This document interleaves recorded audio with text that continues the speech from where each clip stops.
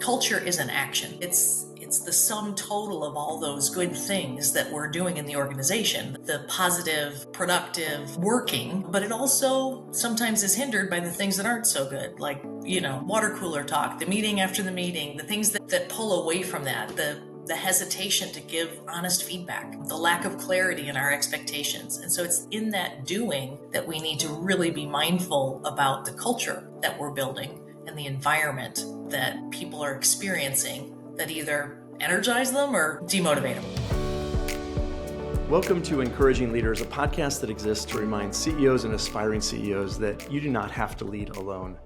I'm Mark DeBron, and today I'm joined by a special guest, Susan Conrad.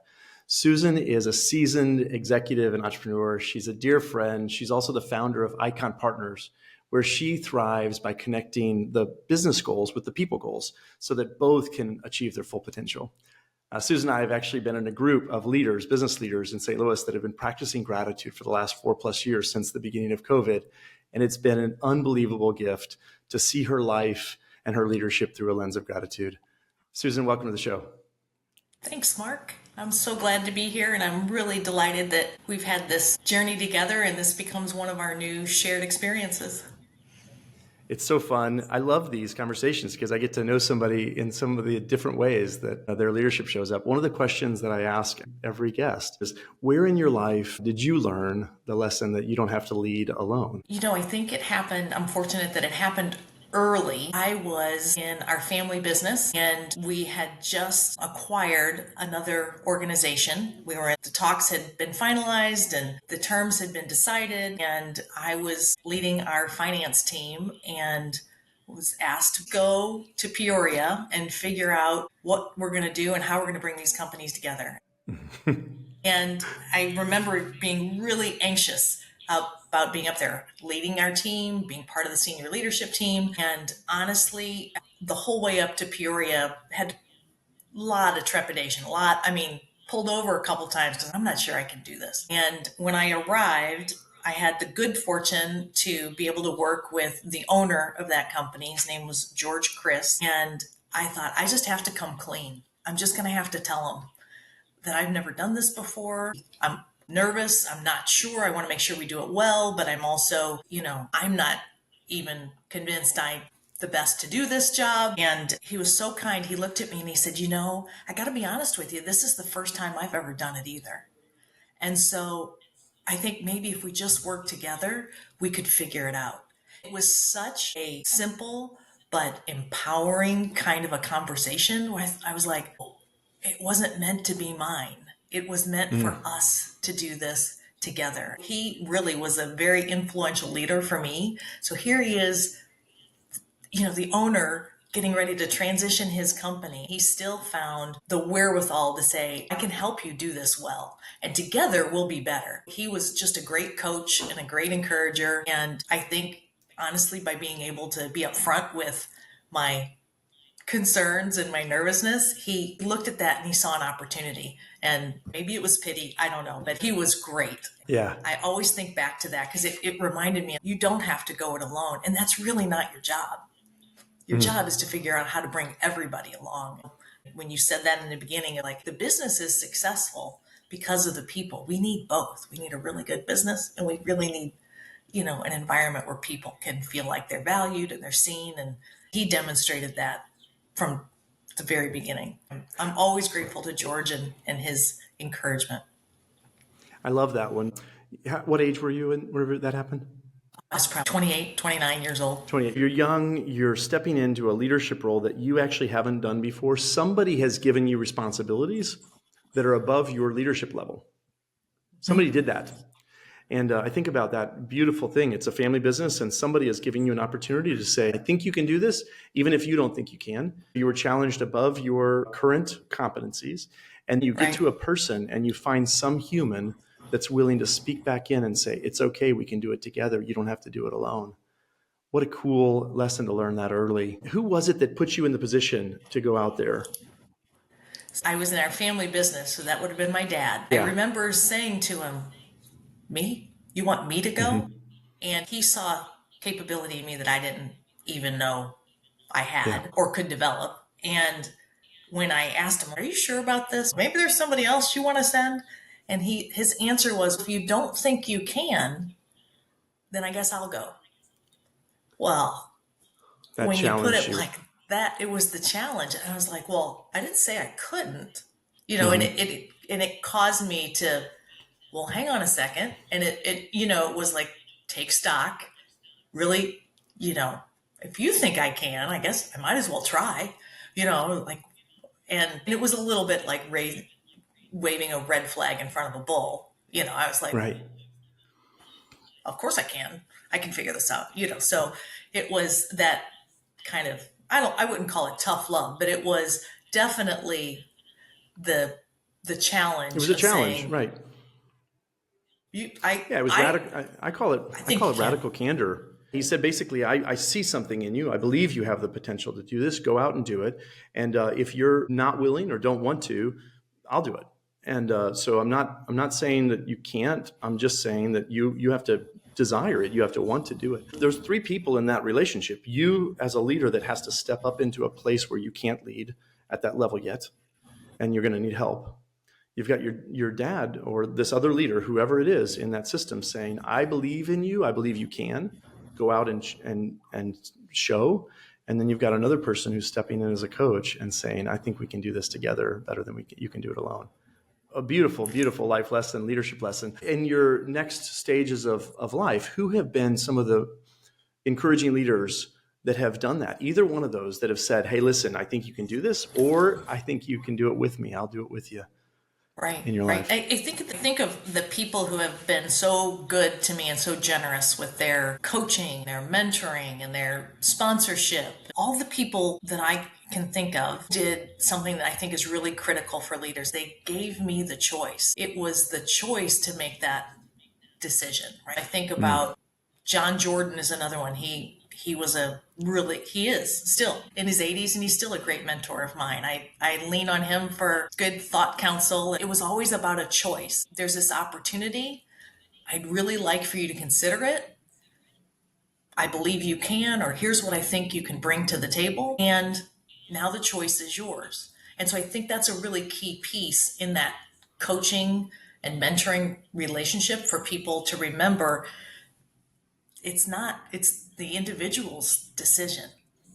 The Hmm. coaches can encourage, can recommend, can maybe expand thinking, but the choice ultimately comes down to each individual. And so for people who really understand how to help, it's about understanding how to lay out those compelling choices and say, "Hey, I can make it safe for you to think about it. I can make it safe for you to ask for the resources that you might need. I can sit and listen to some of your ideas without judgment and help you get better at your own thinking." Whether that was Mm. John Jordan or Jan Teresi Mokwa is another key person that has been very influential to me. They always were in a position staying out of judgment and saying, "How do we open up your thinking so that you can make better choices?"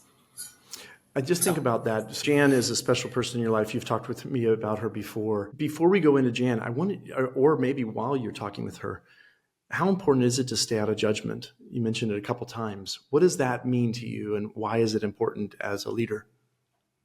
well, first, I'm really good at it.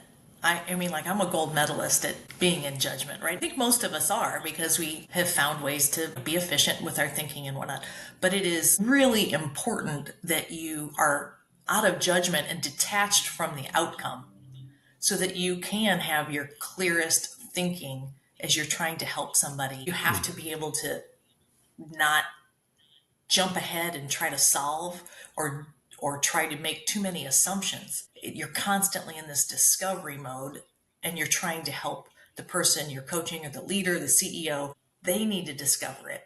If you're in any way trying to influence that discovery in a way that says, "Hey, I can short circuit it," or I've already seen this, let me save you the trouble, you also save the learning, right? And so Mm. it's really important that staying out of judgment allows you to have the most impact as a coach if you measure it in terms of the success of the individual that you're coaching or you're mentoring, right? Because it's about them, it's not about you.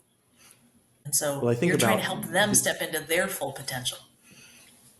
Yeah, so I think about that. What you're sharing is that judgment short circuits the learning, and you're trying to save them from risk, or you're trying to push them into a place which is all that you believe that it's the right spot or the wrong spot, whichever one it is, and that saves the learning from them. It stops them from learning and growing. If your desire is to lead people through that growth and to grow and let them grow and celebrate that growth, judgment is a hindrance to that. I think about that other piece, the idea of when we hear about diversity, inclusion, equity, when we think about those terms, how do you see the connection between non-judgment and the work that we do to build diverse cultures where people are thriving, where they're growing and learning? Well, I think at the root of it is an appreciation for the human beings that you're working with. I think you have to look at each person as somebody unique, not as a representative of a certain group or a function or a label based on the limited story you might know about somebody or a Mm-hmm. situation. And so I think you have to be willing to get comfortable with uncertainty, but also be really committed to this idea of respect and dignity for every person. And Mm. so that's where I think the DE and I space is saying, how do we create an environment where everyone feels welcome, respected, and valued? And they feel safe and they feel that they can contribute. I think that's at the root of all of those terms and all of the efforts is to say, we need to see people as people first, without judgment, without assumption, and recognize that they do bring talents and perspectives that are valuable. Our job as leaders is to make sure that we're creating a space for that to come out and we're giving them the assignments that stretch them. We're encouraging them when there's a failure, or as our friend Gary Ridge would say, a learning moment, when we Yeah. have that opportunity to say, oh, I probably won't do that again, right? And oh, those are some of the best lessons because our skills, our culture, they're all built in the doing. And so we've got to find ways to encourage more doing. Mm. And I think that you can't short circuit it. Yeah, you You actually have to actually be a have a little quote patient. on your you have a quote on your Icon Partners that says culture is built in the doing. Is that tell me about what that means to you? Well, we do a lot of things around training and skill development, but the real work happens when we're working together. It happens in the meetings, it happens in the project plans, it happens in the daily communications that we have with people. It happens in our coaching conversations. So it's culture is an action. It's the sum total of all those good things that we're doing in the organization, the positive, productive, working, but it also sometimes is hindered by the things that aren't so good, like the water cooler talk, the meeting after the meeting, the things that pull away from that, the hesitation to give honest feedback, the lack of Mm. clarity in our expectations. And so it's in that doing that we need to really be mindful about the culture that we're building and the environment that people are experiencing that either energize them or demotivate them. So when you're thinking about the doing and getting to the point where their actions are aligned and building the culture that you want, how do you see? I know that you're actually coaching leaders now. How do you see that work to get to the point where the actions are what shows up and are noticed and impactful? How does that work? You mean the actions for the leader or the actions in the Yeah, I mean, I think about the actions of the leader. How do you help leaders, or how do you modify your own actions? Whatever you want to share about, how do you turn those, I want the culture to be different, into the actions that actually make it different?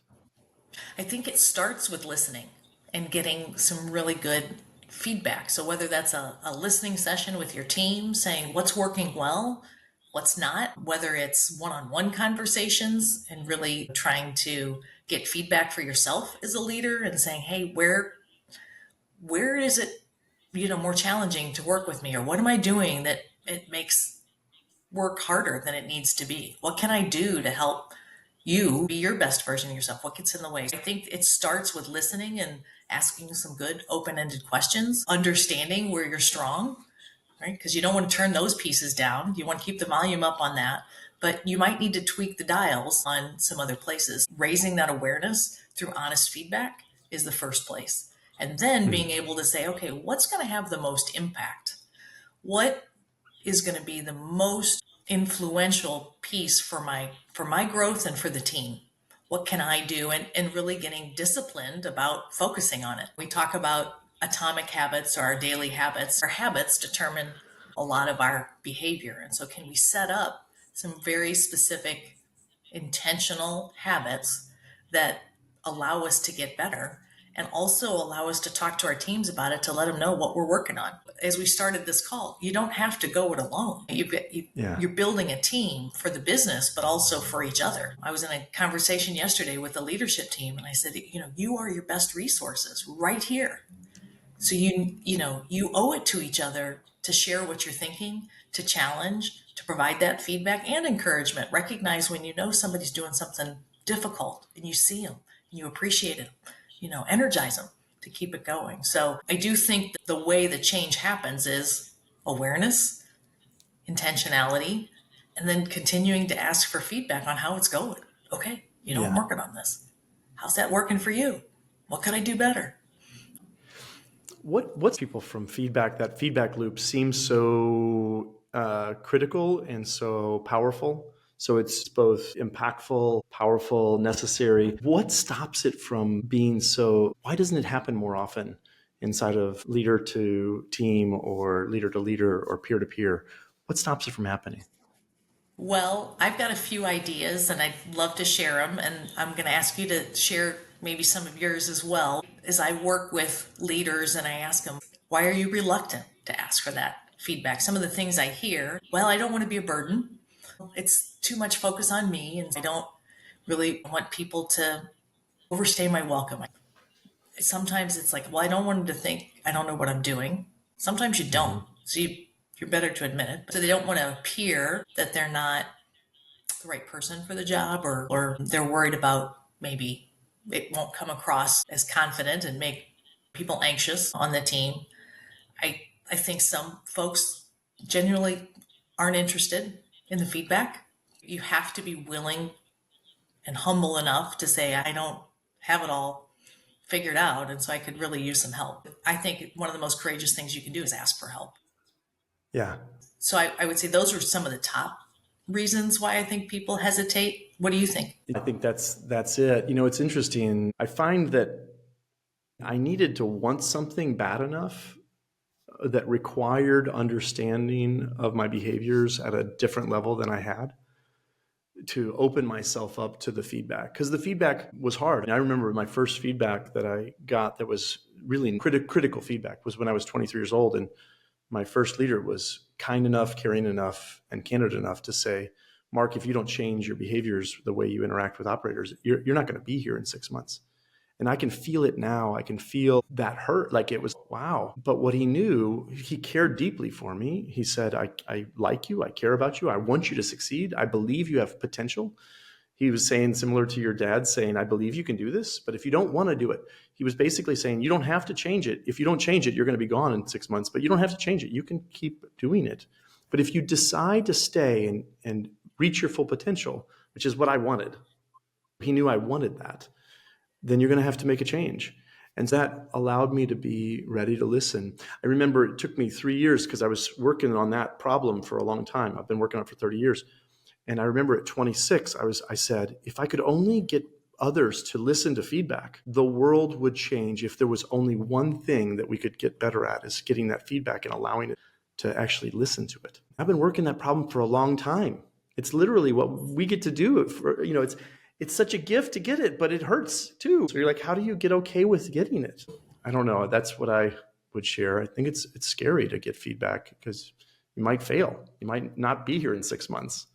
I don't want to hear that, but I need to hear it Well, because I want to get to your something. point, it doesn't feel good, right? You have to be able to work through the emotion side of receiving that and processing that, and then saying, okay, how do we find the confidence to maybe think about what I could do about it, right? Yeah. And so Yeah. that feedback is know that I'm so grateful for the feedback that I've received, because then it's like, oh, either I didn't know about it or I didn't realize the impact that it was having.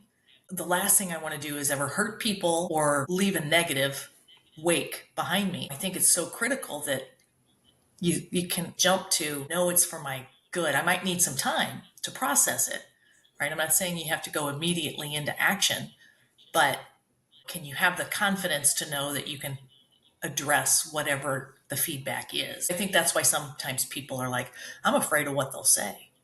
I'm like, Yeah. man, I'd much rather know. Yeah, but I'd much that, I rather mean, know. I remember that was not how I felt before that learning. It was a learning that I had, and I want other people to have that learning because it feels good.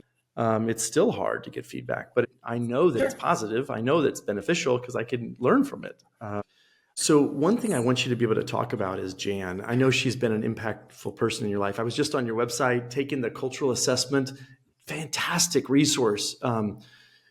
Tell me about this building career equity and what you've done with it, what it means to you.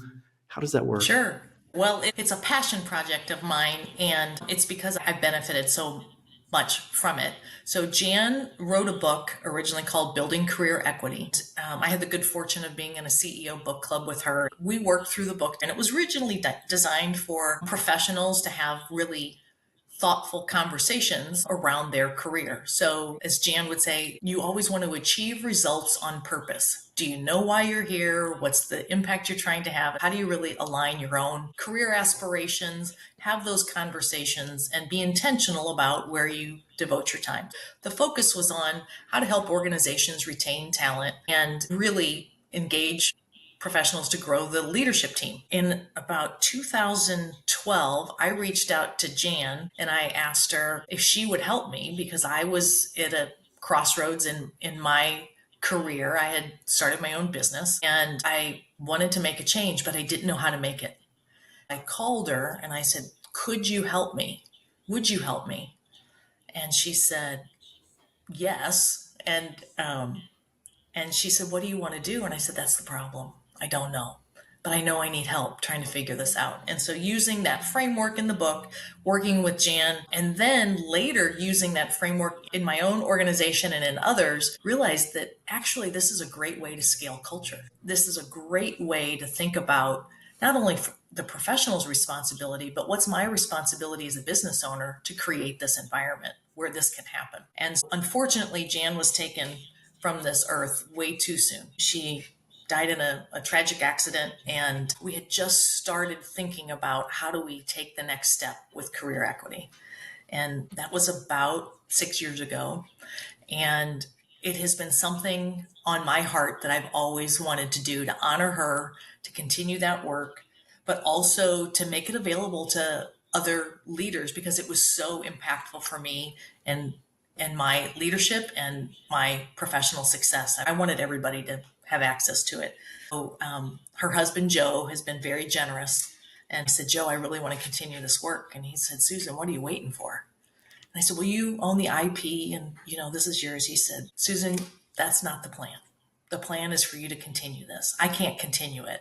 Jan wanted you to do that with her, and now you have to keep going. So for the last year, another woman by the name of Susan Stelter and I have been working on building that assessment. She was the co-founder, and chief people officer at West Monroe Partners. And they literally implemented this framework at scale across 13 offices with 2,000 team members, and they were able to achieve incredible results. We've been working on how do we make this available to other owners, leaders in organization, team leaders. You don't have to be the CEO, but we wanted to help people start to think about their culture differently. You don't have to have a PhD to interpret the results. We're trying to put tools into the world that allow people to say, this is a place for us to start. We can be really intentional. We've got a framework that makes sense. It can be communicated and used as conversation starters within our company. And, if people need help getting it implemented, we've got a team that can help you do that. But the first step is we just want to share it because that's what Jan did with me. She was incredibly generous. She stayed out of judgment. She was brilliant. I use present tense because I always feel like she's still with me. So pardon me if She is. I don't mean to sound confused. I just truly believe she's with me. And I just wanted to be able to pay it forward like she did with me. And we are getting ready. You're on part of the soft launch. We're going to get ready to open up that campaign in 2025, and we're just really excited to make it available so that people can continue to learn and grow and become everything that they're capable of being as a leader, but also as an organization. So a couple of the questions. First of all, I love that story, and I believe Jan is right here with you. I think about the people in my life who I've lost, and one of the gifts that I've been given was just to carry them forward. I carry the smile of our son Ryan with me, and you get to carry this work of your friend Jan with you, and so that keeps them alive and them in the world, doing great things like she was whenever she was here. And so I love that you're doing that. One of the questions that are in that assessment are talking about opening up dialogue about what it is this person wants in the world beyond working here. I'm the leader, I'm the CEO, and I'm talking with my executives and my team, and I'm asking them about what they want to be in the world, unrelated to where we are at currently, meaning that it could, like, without any restrictions on that they're working here or not, what it is they want to do in the world and who it is they want to be in the world. And I remember helping leaders get over the fear of that conversation, because sometimes it's like, well, what if they don't want to be with me forever? And I'm like, right, that's okay. I love that this opens up the dialogue that's normally Sure. hidden. And it's hidden deep down because it's scary for both sides. If the executive or the team member shares what they want to be in the world and it's not there, it can be scary to the CEO. And if the CEO is asking, they can be scared. So how do you get people over that hurdle, or how have you gotten over that hurdle in the past, talking about?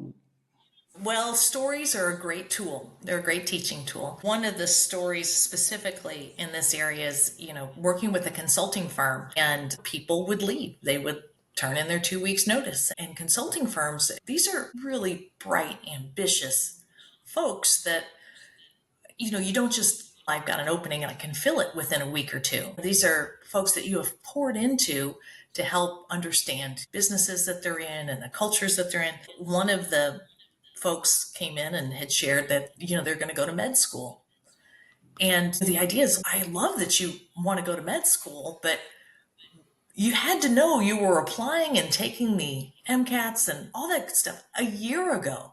This is not a decision you made and now we're given 2 weeks notice. Why didn't you say something? I didn't want you to take me out of the game too soon. It's like, when you remember, I could have put you on healthcare assignments. I could have actually encouraged you to be in places that might help expand your thinking and feed that passion you have for medicine. And so it's situations like that. Actually, we might find a way to work together, and it may be inside.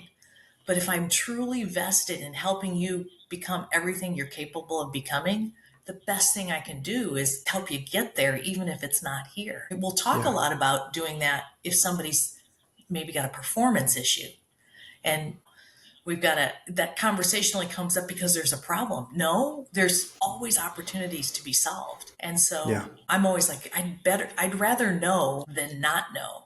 Because if I Yeah. know and we can have that open conversation, we're going to unleash better thinking on everybody's part. There may be opportunities that they just aren't aware of, or there may be an interest or a need in the business that we didn't know somebody had a passion for. You love data science? Heck, we're trying to figure out how to wrangle all of this AI, and if that's something you're interested in, hang on a second, right? So you're losing the opportunities to explore options. When we get into that, well, they'll leave. Look for very binary answers. If it's a yes or a no, that's a ripe place to get in there and explore a little bit more, because I guarantee there's more than two options. Yeah. It's not an in or an out. There's usually a lot more that we just haven't had the honest conversation about. So part of this is to say, how do we help you get comfortable opening up that dialogue and saying, let's explore the possibilities. What could we try? What might we pilot? Making it more experimental versus this is a decision that you have to make till death do us part. I love the story you mentioned, which is that the surprise came whenever they gave their 2 weeks notice and said, I'm going to med school. One of the pieces that has helped me is to have a zero surprise target. So my goal is to have a zero surprise target when people turn in their notice, whatever that means, whatever their change is. And so if I want to get to zero surprises, I have to actually know what they want in the world so that I'm not surprised by what they want. And so I would have heard that they love medicine and that they're wanting someday to be a doctor. And I would be like, okay, well, what do we need to do? What timeline are you talking about, or how are you thinking through it, or how are you going to think about, they were at a high level compensation level and they went to negative, right? They're paying for med school. I said, how are you thinking through the money side? Are you wanting money during that med school, or are you not wanting it? I'm just learning what it is they want, and then together we're figuring out if we can help make that a reality. It may be that they leave for medical school, but at least I won't be surprised, and we've actually got a plan in place that can help them get there. I love that. And I love that Jan's writing allows you to have language to go in and talk about that with an organization. And I've gotten to see excellent organizations all around the world. Every one of them that's achieved excellence has open dialogue about what the person wants with the leaders so that they're not surprised by their next move and they can help co-create it together. So it's really cool. Thanks for sharing Well, that, and Bonnie. opening up that dialogue also, I believe, encourages more innovation and creativity and makes it safe to run a few more experiments to say, hey, there's so much change happening in our environment inside the organization and outside. So being able to move, shoot, and adapt quickly, have to encourage some of that experimental thinking and saying, like, what are the possibilities? And making it okay to talk about is key. And you start, if it's not on your career aspirations, maybe you start in maybe a little safer place on a project or what we're doing in the organization. That's, there's a key question there. Are we sharing our vision and values, and are we connecting that to the work that people are doing? Getting really Yeah. specific on how they're contributing to that greater vision and letting them be part of that design, right? Because then we all win, right? We We're all all win. better off. I'm thinking about a coach-leader relationship that I had with an engineering leader, and I asked the questions about what does he want to do in the world, and he wanted to have his own company. He wanted to start his own company and buy a manufacturing company and run it. And I said, cool. And I'm watching this leader in front of me, and he does not have a risk profile that matches entrepreneurship, meaning that most of the projects that he's on are very stable, and he ends up only taking very safe steps in all of the areas. I said, okay, if you want to learn to be an entrepreneur, we got to figure out how to get stronger at risk taking with your decisions. Can we do that together? Are you willing to work on that? He said, yeah, I want to work on that. And so for 6 months, all he worked on was trying to get better at making more and more decisions assertively and being able to take more risk in his life, in his leadership. That gave him potential for going out and starting his own business someday. It also made him a better engineering leader, which was so powerful. It helped the company that we were working with, that I was leading, and it helped him get closer to the goal. So thank you for that. What a gift that is to organizations, being able to open that dialogue up. Last question. If you were to go back, you're sitting there either 28 or before then, you're stepping in and you get into that leader role where you actually have full responsibility for the outcomes, and telling your younger self, like, this is what I would pay attention to. This is what I would focus on. Do this, not that. What advice would you give yourself? Because there's a lot of young leaders that listen to this podcast. And so what would you share with that younger Susan? Well, I could use a lot of help when I was younger. I wish I could say there was just one thing. But the piece that was, I think, most challenging for me is I tend to run pretty hard, really have a high sense of drive and ambition. And as a leader, what I realized is it was really important for me to instill that sense of energy and purpose and go as a team. I outran a lot of folks, but it really came from being more of an individual contributor mindset. I get it.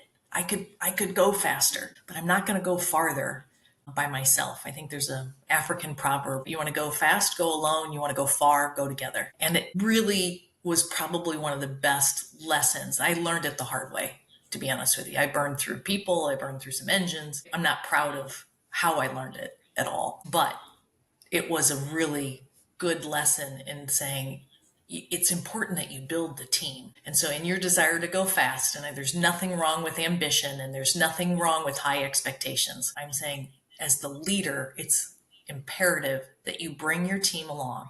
And that means giving them the honest feedback. It's also about being insightful enough to know that your job is to develop them so that together you can go farther. Your job is not to do all the work. And so that I see as a big shift, because usually you've got high performers and ambitious folks who ascend to these leadership roles, and that is a massive shift in your thinking, because it's not about you anymore. It's about you in service to all of the people who are depending on you. And so that's a lot of responsibility, but that takes a lot of courage to be able to say, my job is to develop them. My job is not to do it for them. And so Yeah. that would be, I wish I could have learned that better early. I love that. There's so many people that are listening today that need that one. I had to learn it and it was not easy. And I'm with you that it's, so basically what I hear you saying is don't go fat, don't outrun your team. The team you have is the team you have right now. You can adjust the team. You can help them see blind spots that they have, give them feedback, challenge them, but do not run far ahead of them. You actually have a team and you're leading that team, and their growth and your growth as a leader are determined by how you learn to lead and grow that team. And so learn it now before it costs too much for you or for their team. Thank you so much for that lesson. I know that I needed to learn it. I continue to need to listen to it and learn it. And I just really appreciate it. For all those that are listening, if you are encouraged, if you would like to be encouraged in growing in both purpose and profit, Susan actually is part of the coaching team at Encouraging Leaders. You can find her at encouragingleaders.com. You can find me, set time with us. Would love to be able to sit down and see what you're trying to accomplish and see if we can encourage you in any way. Thank you so much for listening. And Susan, thank you so much for being here, sharing your heart for leadership. Oh, Mark, thank you. And I really do appreciate being part of the team and the work that we get to do with the people we get to do it. Like we're some of the most blessed individuals I know. It's an amazing gift to be able to pour into others and watch them grow. Take care. You too. Thank you.